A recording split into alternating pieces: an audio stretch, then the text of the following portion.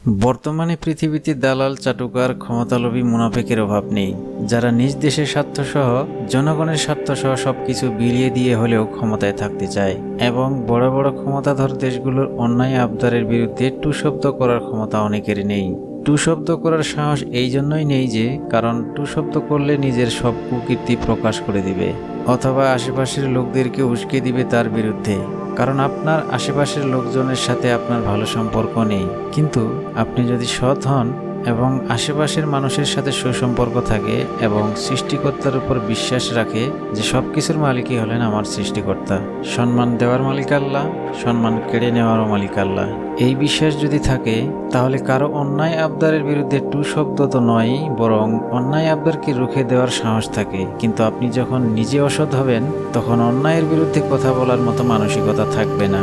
আপনি দেখেন দক্ষিণ আমেরিকার গরিব একটি দেশ, সম্প্রতি সেখানে প্রচুর পরিমাণে তেল পাওয়া গেছে। তাদের দেশের বিশ্লেষকরা মনে করে এই তেল থেকে আগামী 10 বছরে আয় করবে প্রায় $150 বিলিয়ন। এই সংবাদটা পাওয়ার পর কোতোয়ালি করার জন্য কিছু দেশের লোকের গায়ে চুলকানি শুরু হয়ে যায়। এই ধরনের চুলকানি হওয়া লোক কিন্তু আমাদের সমাজেও বাস করে, আশেপাশে থাকে। এরা কখনো অন্যের ভালো দেখতে পারে না, যাদের ভাষার ইতিহাসটাও ঠিক মতো নেই। আপনি দেখেন এদের মতো অসভ্য ইউরোপে কিন্তু আর একটাও নেই, যারা ভারতবর্ষকে যোগের মতো চুষে খেয়েছে বছরের পর বছর থেকে। তারা যখন সভ্যতা শেখাতে আসে এটা কোনো সৎ মানুষ কোনোভাবে মেনে নিতে পারে না, আর অসভ্যদের কিন্তু সবাই কঠোরভাবে উত্তর দিতে পারে না। কারণ দুজন অসভ্য লোক একে অপরের যদি বন্ধু হয় তাহলে দুজন দুজনের অনেক গোপন কথা জানে, কারণ এরা মিলেমিশেই যত কুকর্ম আছে করে থাকে। কিন্তু এরা আবার যখন ঝগড়া করে তখন কিন্তু এদের কথা এরাই ফাঁস করে দেয়। এজন্যই তারা একে অপরের বিরুদ্ধে কোনো কথা বলতে চায় না, আর তাদের বিরুদ্ধে তারাই কথা বলতে পারে যারা নিজেরা সেদিক থেকে ঠিক থাকতে পারে। কার্বন নিঃসরণের হার কমাতে পশ্চিমা সাক্ষাৎকারে তিনি পশ্চিমা দেশগুলোর প্রতি ক্ষোভ প্রকাশ করেন। তিনি সাংবাদিককে প্রশ্ন করে বসেন, তাকে জলবায়ু পরিবর্তন নিয়ে লেকচার দেওয়ার অধিকার কে দিয়েছে? উপকূলীয় এলাকা থেকে তেল ও গ্যাস উত্তোলনের পরিকল্পনা করেছে গায়না। সেই প্রসঙ্গ টেনে এনে ওই সাংবাদিক প্রেসিডেন্টের কাছে ওই দেশের কার্বন নিঃসরণের হার নিয়ে জানতে চান। বলেন, তেল ও গ্যাস উত্তোলনের ফলে উপকূলীয় এলাকায় 200 কোটি মেট্রিক টনের বেশি কার্বন নিঃসরণের আশঙ্কা রয়েছে। জবাবে গায়ানার প্রেসিডেন্ট ইরফান আলী বলেন, আপনি কি জানেন যুক্তরাজ্য ও স্কটল্যান্ডকে একসঙ্গে করে যে আকার হবে, গায়ানার সে আকারের একটি বন আছে, যে বন 19.5 গিগাটন কার্বন শুষে নিতে পারে। সেই বনকে আমরা বাঁচিয়ে রেখেছি। বিবিসির সাংবাদিক তখন জানতে চান শুধু ওই বনের জোরে গায়ানার তেল ও গ্যাস উত্তোলন এবং কার্বন নিঃসরণের অধিকার আছে কিনা। এতে চটে যান ইরফান। তিনি ওই সাংবাদিককে বলেন, তো এতে কি আপনি আমাদের জলবায়ু পরিবর্তন নিয়ে লেকচার দেওয়ার অধিকার পেয়ে গেলেন?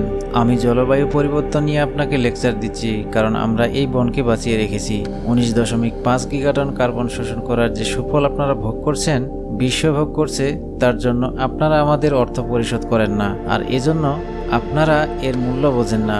গায়নার মানুষ যে এই বনকে টিকিয়ে রেখেছে তার মূল্য আপনারা বুঝবেন না। তিনি আরো বলেন, ধারণা করতে পারেন বিশ্বে আমাদের এই বন উজাড়ের হার সবচেয়ে কম। ধারণা করতে পারেন এখন পর্যন্ত আমরা যে এত এত তেল ও গ্যাস সম্পদ আবিষ্কার করেছি, তারপরও আমাদের কার্বন নিঃসরণের নিট হার 0।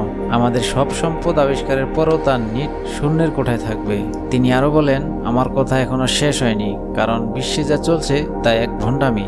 গত 50 বছরে বিশ্বের জীববৈচিত্র্যের 65% নষ্ট হয়ে গেছে।